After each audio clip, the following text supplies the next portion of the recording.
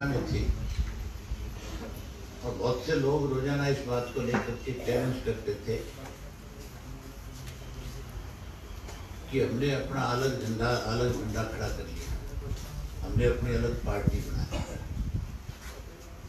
और इस किस्म के आरोप लगाते थे कि अभय सिंह चौटाला जो है इनको इसलिए स्पीकर को चिट्ठी लगती थी डिस्क्वालीफाई के लिए या पार्टी से निकालने के लिए, इसलिए पीछे हटते हैं कि कहीं इनकी एलओपी की जो फैसिलिटी है वो खत्म ना हो। मैंने तो हमेशा एक सोच रखी कि जो हमारे सिंबल पर चुन करके आए हुए विधायक हैं वो इलाके की बात को विधानसभा में कैसे की, इसके लिए इन लोगों को नोटिस देने की बजाय, क्योंकि एमएलए जो चुन करके आता है उसकी एक जिम्मेवारी होती है, वो उस जिम्मेवारी को निभाए। मैंने बारी बारी कहा था कि अगर आप लोगों ने अलग पार्टी बना ली, अलग पार्टी में आप शामिल हो गए तो फिर आपको स्पीकर को सिर्फ लिख करके दे देना चाहिए, लेकिन उनकी जबान भी, उनकी गतिविधियां भी आगे बढ़ती रही। इसलिए हमने फैसला किया है कि जो 4 लोग अपने आप को जजपा के समर्थित कहते हैं, जो कहते हैं कि हम जजपा में शामिल हैं, आज ही हमने स्पीकर को चिट्ठी लिखी है और स्पीकर से मांग करी है कि पार्टी के खिलाफ गतिविधियों में हिस्सा लेने वाले इन 4 लोगों को डिस्क्वालीफाई किया जाए। जहां इन 4 को डिस्क्वालीफाई के लिए लिखा है, वहीं रणवीर सिंह गंगवा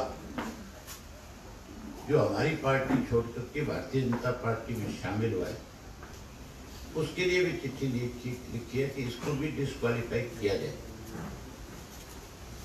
कोई भी एमएलए या कोई मेंबर पार्लियामेंट किसी भी पार्टी के दिन से जीत करके आता है और अगर वो उस पार्टी के खिलाफ किसी भी एक्टिविटी में हिस्सा लेता है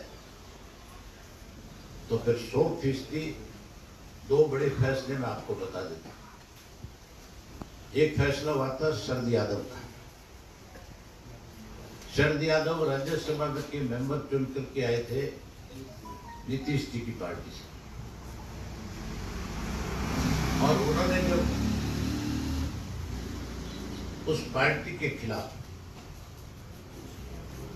अखबारों में जाकर के बोलना शुरू किया, उन्होंने पार्टी की जो गतिविधियां थी उनके खिलाफ प्रचार शुरू किया, तो उनकी पार्टी की तरफ से उस वक्त जो राज्यसभा को हेड करते थे,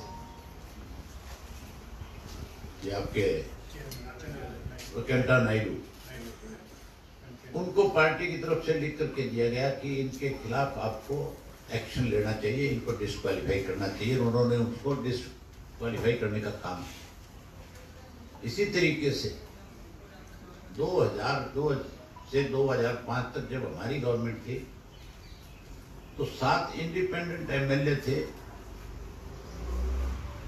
जिन 7 ने जाकर के ये कहा था कि हमें कांग्रेस पार्टी में अपनी आस्था। लाइट चली गई।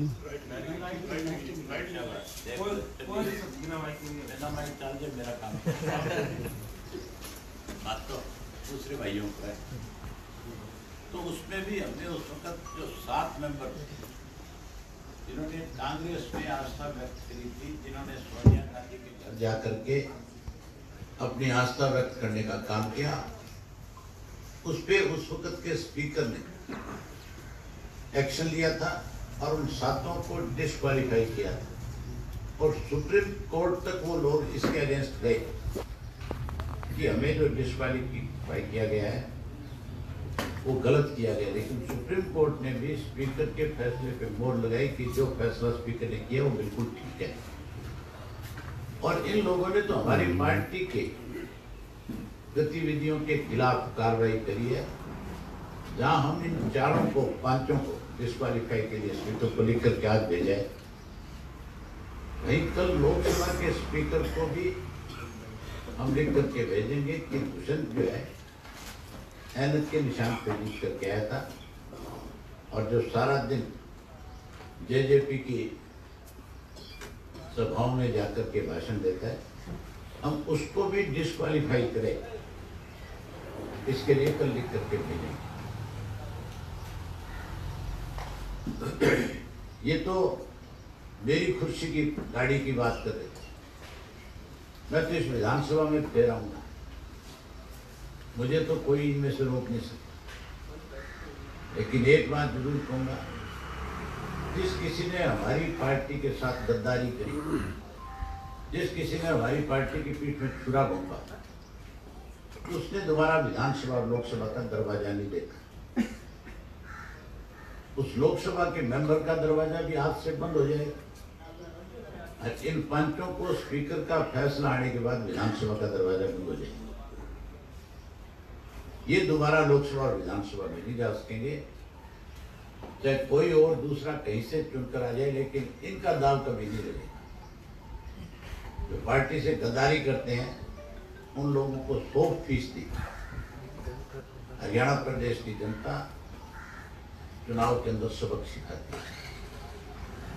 जनता इस बात को अच्छी तरह से जानती है कि जिस पार्टी ने इनको बड़ा मान सम्मान देकर के विधानसभा और लोकसभा तक पहुंचाया, अगर वो पार्टी के साथ गद्दारी करेगा तो जनता उसको माफ। मैंने भी इस समय स्पीकर को एक और चिट्ठी लिखी है मेरी तरफ से कि जैसे आप इन पांचों को डिस्क्वालीफाई करो, मेरा रिजाइन भी आप साथ के साथ मंजूर कर लेना। मैंने भी अपना रिजाइन लिख करके स्पीकर को भेज दिया।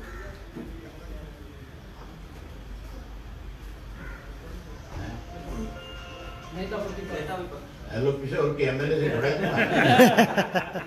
उनके सब तो मैं इनके साथ शहीद हो जाऊंगा। ये तो उंगली कटा के शहीद होने वाले हैं सारे के सारे।